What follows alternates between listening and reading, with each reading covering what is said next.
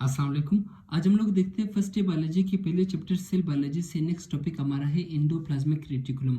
अब लफ्ज endoplasmic reticulum में एंडो का मतलब है इनसाइड, प्लाज्मिक का मतलब है साइटोप्लाज्म और रेटिकुलम का मतलब है नेटवर्क, यानी कि साइटोप्लाज्म के अंदर नेटवर्क। इसका मतलब ये है कि साइटोप्लाज्म में कुछ चैनल्स यानी कि नाली नमा स्ट्रक्चर्स होते हैं और कुछ ट्यूब्यूल्स होते हैं जो कि न्यूक्लियर मेम्ब्रेन, न्यूक्लियस का जो मेम्ब्रेन है उसको हम लोग न्यूक्लियर मेम्ब्रेन कहते हैं, जो कि न्यूक्लियर मेम्ब्रेन से लेके सेल मेम्ब्रेन तक फैले हुए होते हैं। ऐसे स्ट्रक्चर्स को हम लोग एंडोप्लाज्मिक रेटिकुलम का नाम देते हैं। तो अभी इसका डेफिनेशन देखते हैं कि द नेटवर्क ऑफ चैनल्स और ट्यूब्यूल इन कॉन्टेक्ट, यानी कि चैनल्स और ट्यूब्यूल का ऐसा नेटवर्क जो कि एक दूसरे के साथ मिले हुए होते हैं and extend between the nuclear membrane and cell membrane, जो कि न्यूक्लियर मेम्ब्रेन और सेल मेम्ब्रेन के दरमियान फैले हुए होते हैं। ऐसे स्ट्रक्चर्स को हम लोग एंडोप्लाज्मिक रेटिकुलम का नाम देते हैं। फिर इसके बाद अब हमारे पास आता है कि इसकी हिस्ट्री। एंडोप्लाज्मिक रेटिकुलम को सबसे पहले अर्गिस्टोप्लाज्म का नाम दिया था गार्नियर ने 1897 में, यानी कि 1897 में एक साइंटिस्ट जिसका नाम गार्नियर था, उन्होंने इस ऑर्गेनेली को अर्गिस्टोप्लाज्म का नाम दिया था। फिर इसके बाद दूसरा साइंटिस्ट है जिसका नाम था के एल पॉटर 1953 में। फिर केल पोर्टर ने 1953 में इस ऑर्गेनेली को एंडोप्लाज्मिक रेटिकुलम का नाम दिया था, यानी कि 1897 में इसको अर्गिस्टोप्लाज्म का नाम दिया था गार्नियर ने। फिर इसके बाद 1953 में केल पोर्टर ने इस ऑर्गेनेली को एंडोप्लाज्मिक रेटिकुलम का नाम दिया। फिर हम लोग देखते हैं इसके बाद कंपोनेंट ऑफ द ईआर, यानी कि एंडोप्लाज्मिक रेटिकुलम के कंपोनेंट। कंपोनेंट का मतलब है इसके हिस्से, इसके कौन कौन से हिस्से हैं। इसके तीन हिस्से हैं, एक को कहते हैं हम लोग सिस्टर्नी, दूसरे को कहते हैं ट्यूब्यूल्स, तीसरे को कहते हैं वेसिकल। सिस्टर्नी एक चैनल्स यानी कि नाली नमा स्ट्रक्चर्स होते हैं, ट्यूब्यूल्स ट्यूब लाइक स्ट्रक्चर्स होते हैं और वेसिकल्स एक गोल स्ट्रक्चर होते हैं जो कि फ्लूइड से भरे हुए होते हैं। वेसिकल को यहाँ पर लिखना चाहिए था, ये मुझसे गलती हो गई है, मैंने ये ऊपर लिखा है। तो सिस्टर्नी, ट्यूब्यूल और वेसिकल इसके कंपोनेंट में आते हैं। फिर इसके बाद हम लोग देखते हैं एंडोप्लाज्मिक रेटिकुलम का एक स्ट्रक्चर देखते हैं। ये इसका सिस्टर्नी है जो कि एक चैनल नमा स्ट्रक्चर है, और ये इसका वेसिकल है, ये रेड कलर से जो मैंने लिखे ये इसका वेसिकल है, और ये इसका ट्यूब्यूल है। ये जो पिंक कलर से मैंने लिखे हैं ये रफ एंडोप्लाज्मिक रेटिकुलम है जिसके सरफेस पर राइबोसोम पड़े होते हैं, और जो मैंने ग्रीन कलर से लिखे हैं ये स्मूथ एंडोप्लाज्मिक रेटिकुलम है जिसके सरफेस पर प्रोटीन नहीं मौजूद नहीं है, राइबोसोम मौजूद नहीं है, इसलिए इसको स्मूथ कहते हैं। और जिसके सरफेस पर राइबोसोम पड़े होते हैं उसको हम लोग रफ एंडोप्लाज्मिक रेटिकुलम का नाम देते हैं। फिर हम लोग इसके बाद देखते हैं कि chemical composition of the endoplasmic reticulum, यानी कि एंडोप्लाज्मिक रेटिकुलम किस किस चीज़ों से मिलके बने होते हैं। प्रोटीन और लिपिड से एंडोप्लाज्मिक रेटिकुलम मिलके बने होते हैं, यानी कि प्रोटीन और लिपिड मतलब जो हमारा एंडोप्लाज्मिक रेटिकुलम है वो प्रोटीन और लिपिड से मिलके बना होता है। इसके बाद हमारे पास आता है टाइप्स ऑफ एंडोप्लाज्मिक रेटिकुलम, यानी कि एंडोप्लाज्मिक रेटिकुलम का जो टाइप्स है वो दो ही टाइप्स है, एक को कहते हैं रफ एंडोप्लाज्मिक रेटिकुलम और दूसरे को कहते हैं smooth endoplasmic reticulum. Rough endoplasmic reticulum यानी कि एंडोप्लाज्मिक रेटिकुलम का वो हिस्सा जिस हिस्से पर राइबोसोम्स पड़े होते हैं उस हिस्से को हम लोग endoplasmic reticulum rough endoplasmic reticulum कहते हैं। फिर इसके बाद आता है smooth endoplasmic reticulum. Smooth endoplasmic reticulum endoplasmic reticulum का वो हिस्सा जहाँ पर राइबोसोम मौजूद नहीं होते हैं उसी हिस्से को हम लोग स्मूथ एंडोप्लाज्मिक रेटिकुलम कहते हैं। इसको रफ इसी वजह से कहते हैं क्योंकि इसके सरफेस पर राइबोसोम पड़े होते हैं, यानी कि rough endoplasmic reticulum has ribosomes, इसके सरफेस पर राइबोसोम पड़े होते हैं। Smooth endoplasmic reticulum does not have ribosomes, इसके सरफेस पर राइबोसोम मौजूद नहीं होते हैं, इसलिए इसको स्मूथ एंडोप्लाज्मिक रेटिकुलम कहते हैं। फिर इसके बाद आता है दूसरा पॉइंट हमारे पास कि फाउंड नियर द न्यूक्लियस।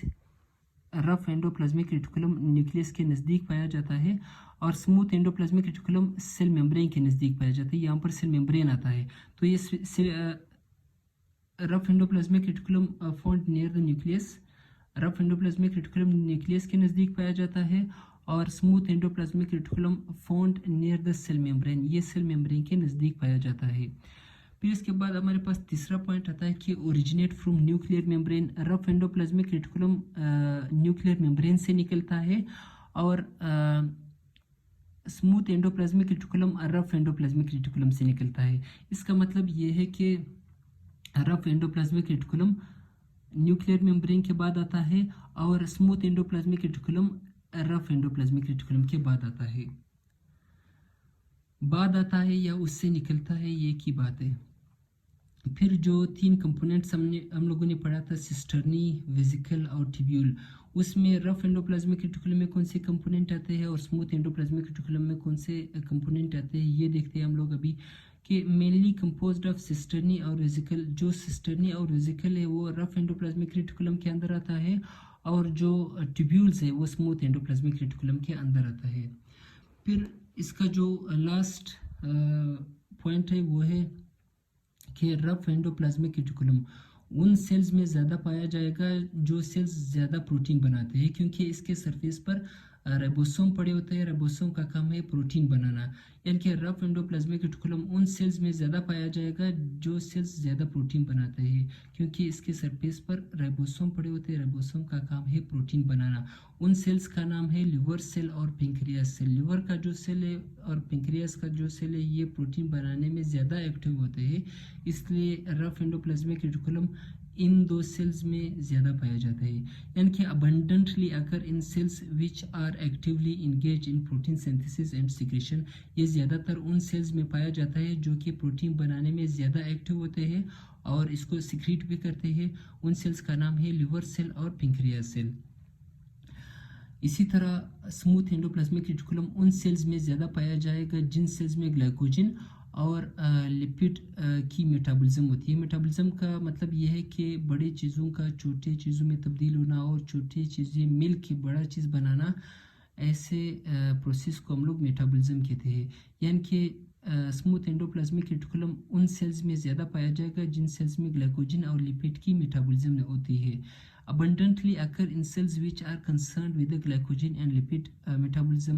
ये हमेशा उन सेल्स में ज़्यादा पाया जाता है जिन सेल्स में ग्लाइकोजन और लिपिड की मेटाबॉलिज्म होती है। उन सेल्स का नाम है, उन सेल्स या टिश्यू का नाम है एडिपोज टिश्यू हो गया, मसल सेल्स हो गया, लिवर सेल्स हो गया। और यहाँ पर एक काम इसका बताया गया कि ये बॉडी से टॉक्सिक को भी रिमूव करता है, वो आगे देखते हैं हम लोग। फिर इसके बाद हम देखते हैं एंडोप्लाज्मिक रेटिकुलम का फंक्शन।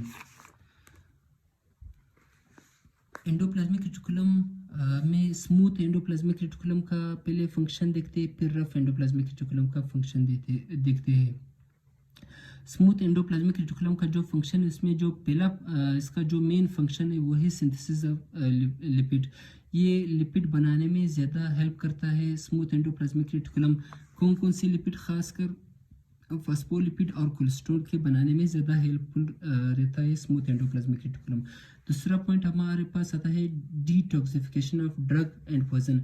जब हमारी बॉडी में कुछ जहरीली चीज़ हम लोग खाते हैं या खाने के साथ हमारी बॉडी के अंदर चले जाते हैं, तो उसके जहरीले असरात को ख़त्म करने के लिए स्मूथ एंडोप्लाज्मिक रेटिकुलम हेल्प करता है। चौथा पॉइंट हमारे पास आता है कि स्टोरेज ऑफ कैल्शियम आयन। ये स्मूथ एंडोप्लाज्मिक रेटिकुलम में कैल्शियम आयन स्टोर होते हैं। ये मसल कंट्रैक्शन, जो हमारा मसल कंट्रैक्ट करता है और रिलैक्स करता है, इसी दौरान कैल्शियम हमारे मसल कंट्रैक्शन के दौरान कैल्शियम की ज़रूरत होती है, इसलिए स्मूथ एंडोप्लाज्मिक रेटिकुलम में कैल्शियम की स्टोरेज होती है। तो ये भी मतलब मसल कंट्रैक्शन में हेल्प देता है ये। चौथा फंक्शन है स्मूथ एंडोप्लाज्मिक रेटिकुलम का कि प्रोडक्शन ऑफ हार्मोन। ये हार्मोन भी प्रोड्यूस करते हैं, जैसा कि स्टेरॉयड हार्मोन हो गया। फिर हमारे पास आता है कि रफ एंडोप्लाज्मिक रेटिकुलम के कौन कौन से काम है। रफ एंडोप्लाज्मिक रेटिकुलम का जो मेन काम है, क्योंकि इसके सरफेस पर राइबोसोम पड़े होते हैं, राइबोसोम का काम है प्रोटीन बनाना, तो इसका जो मेन काम है वो है protein synthesis. Rough endoplasmic reticulum help in protein synthesis. Has ribosomes are attached with their outer surface. इसके जो आउटर सरफेस पर राइबोसोम पड़े होते हैं उसका काम है प्रोटीन बनाना। तो रफ एंडोप्लाज्मिक रेटिकुलम का जो मेन काम है वो है प्रोटीन सिंथेसिस में हेल्प करना। फिर स्मूथ एंडोप्लाज्मिक रेटिकुलम और रफ एंडोप्लाज्मिक रेटिकुलम कलेक्टिवली जो काम करते हैं, अभी उसको हम लोग सेल के हवाले से उसको थोड़ी बहुत डिफाइन करते हैं। सबसे पहले जो एंडोप्लाज्मिक रेटिकुलम का जो सबसे मतलब सेल के हवाले से जो बड़ा काम है वो है mechanical support to the cell. ये सेल को एक तरह का मैकेनिकल सपोर्ट देता है, क्योंकि ये न्यूक्लियर मेम्ब्रेन से लेके सेल मेम्ब्रेन तक फैले हुए होते हैं। ये सेल को एक तरह का सपोर्ट देता है। फिर है intracellular exchange of the material in the cells. Cell के अंदर चीज़ें इसके ऊपर एक जगह से दूसरी जगह मूव कर रहे होते हैं, यानी कि एक तरह का ये पाथवे है सेल के अंदर। इंट्रासेलुलर जो मटेरियल है वो इसके ऊपर एक जगह से दूसरी जगह जाते रहते हैं, इसलिए ये यहाँ पर पॉइंट लिखा गया है कि intracellular exchange of material in the cell. Cell के अंदर चीज़ें इस पर एक्सचेंज होते रहते हैं। फिर आता है कनेक्शन। ये कनेक्शन में भी हेल्प करता है। किस चीज़ का कनेक्शन? ये न्यूक्लियर मेम्ब्रेन को सेल मेम्ब्रेन से कनेक्ट करता है, क्योंकि एंडोप्लाज्मिक रेटिकुलम न्यूक्लियर से लेके सेल मेम्ब्रेन तक फैले हुए होते हैं, इसीलिए ये कनेक्शन का भी काम करता है। फिर एक और पॉइंट आता है कि formation of the nuclear membrane. खासकर सेल डिवीजन के दौरान ये न्यूक्लियर जो न्यूक्लियस का जो मेम्ब्रेन है, एंडोप्लाज्मिक रेटिकुलम न्यूक्लियर मेम्ब्रेन के बनाने में भी हेल्प करता है। ये खुद नहीं बनाता है, ये न्यूक्लियर मेम्ब्रेन के जो फ्रेगमेंट है, जो टुकड़े वो ऐसे पड़े हुए होते हैं, एंडोप्लाज्मिक रेटिकुलम उसके करीब आता है और उसको एक मेम्ब्रेन की शक्ल देते हैं। इसीलिए यहाँ पर एक पॉइंट लिखा गया है कि formation of the nuclear membrane. ये खुद अपने से नहीं बनाता है, सिर्फ उसके फ्रेगमेंट को एक साथ करते हैं तो ये किस्म का मेम्ब्रेन बन जाता है। तो हम कहते हैं कि formation of the nuclear membrane में भी ये हेल्प करता है, खासकर सेल डिवीजन के दौरान। फिर जो लास्ट पॉइंट है हमारा वो है फॉर्मेशन ऑफ द ऑर्गेनेलीज। जितने भी ऑर्गेनेलीज है सिवाय माइटोकॉन्ड्रिया के और क्लोरोप्लास्ट के, सारे ऑर्गेनेलीज के बनाने में एंडोप्लाज्मिक रेटिकुलम हेल्प करता है, सिवाय माइटोकॉन्ड्रिया के और क्लोरोप्लास्ट के। तो ये था आज का हमारा टॉपिक एंडोप्लाज्मिक रेटिकुलम। अगर वीडियो पसंद आई हो तो लाइक ज़रूर करिए और चैनल को सब्सक्राइब ज़रूर करिए। अल्लाह हाफिज़।